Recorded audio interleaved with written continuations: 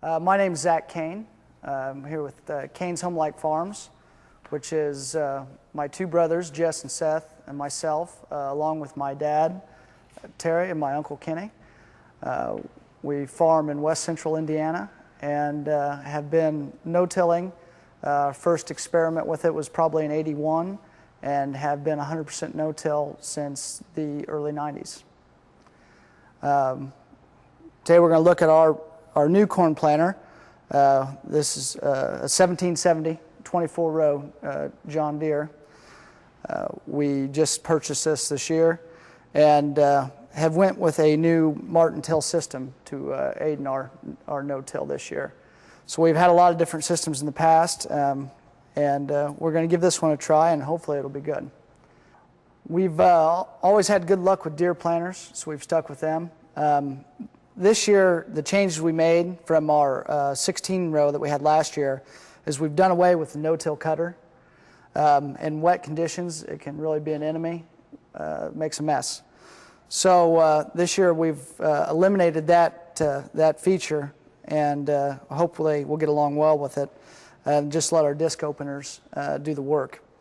So as we look at this Martin till system that we've installed here, started here at the very beginning.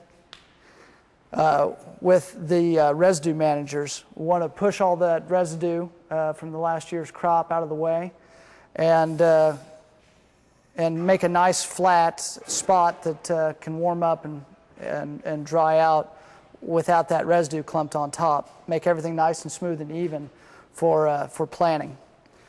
As we go back here, we've put on a Martin side-by-side fertilizer opener here.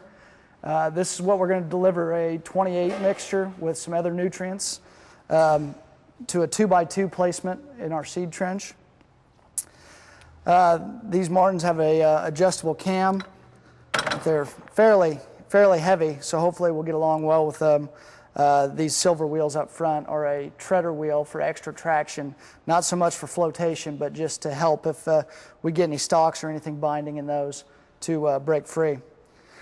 So as we come back through here, next we get to our disc openers, and we've always believed that you need to replace those every year. That's one of the key components, I think, especially when you're not using a no-till coulter in the front.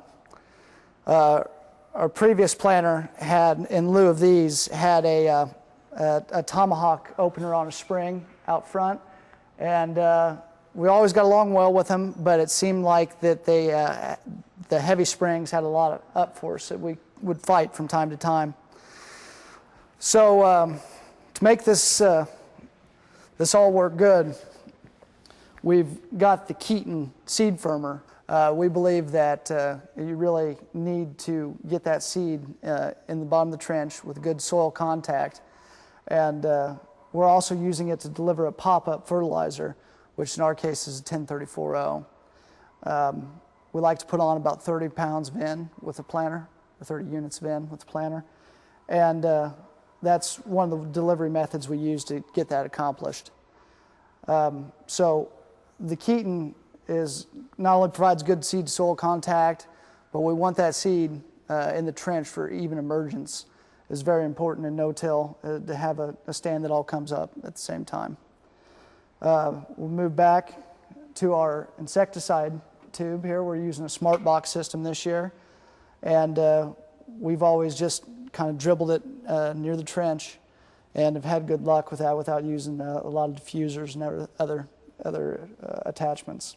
This year we're using a double spiked closing wheel, and we found last year we ran a rubber wheel and a spiked closing wheel and saw a lot of root growth going to the spiked side.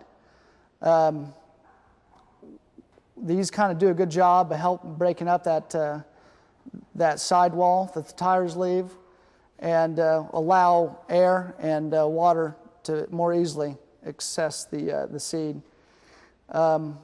In dry conditions, we'll probably go back. We've kept our rubber wheels, and we might put those back on if necessary to keep the moisture in the trench.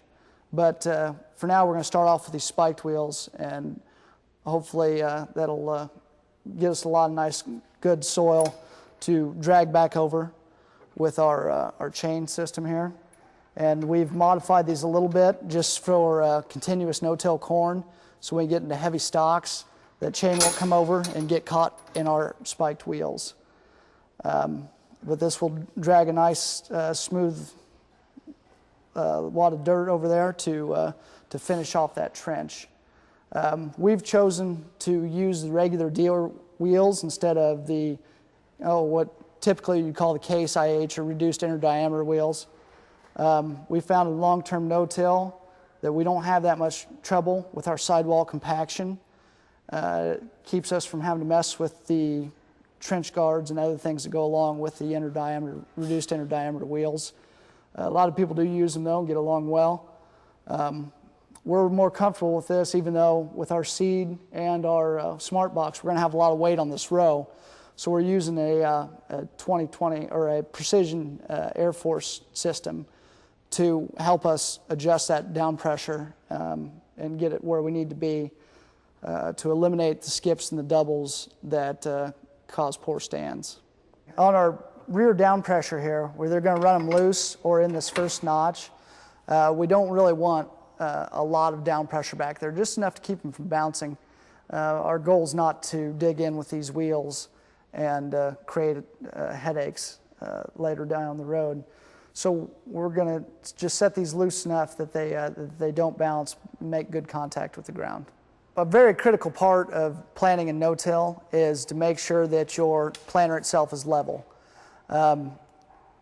With the deer planters, we always have pretty good luck with the unit staying right, but the most important factor is the pitch of the hitch. You want to make sure that your hitch is running level as your tractor comes through the field.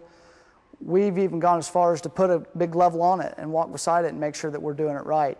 If you don't have your hitch level, then it throws off all your row units and you're changing the angle and changing your depth and making that planter do things that you don't want it to do.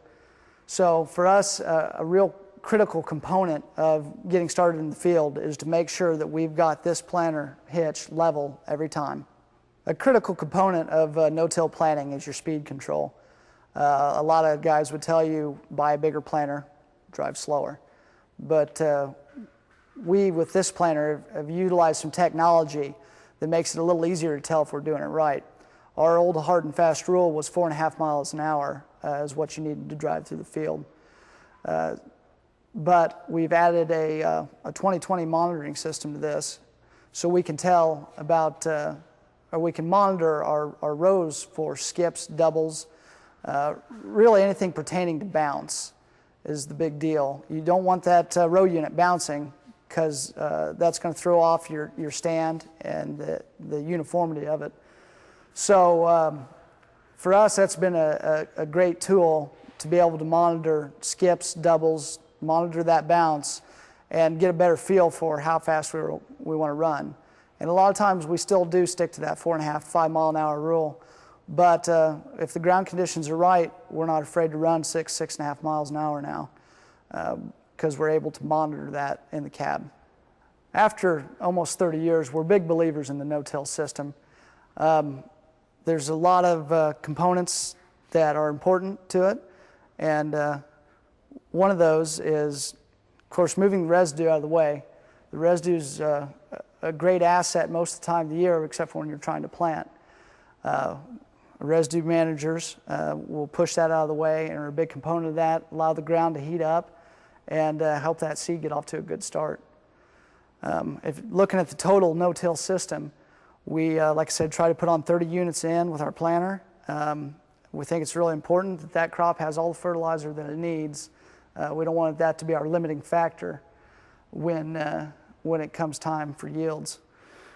We'll also follow this planter with a 28 bar, a pretty minimally disturbing tool, and side dress 28% nitrogen as soon as the corn's big enough to tolerate it, maybe 6 inches to a foot.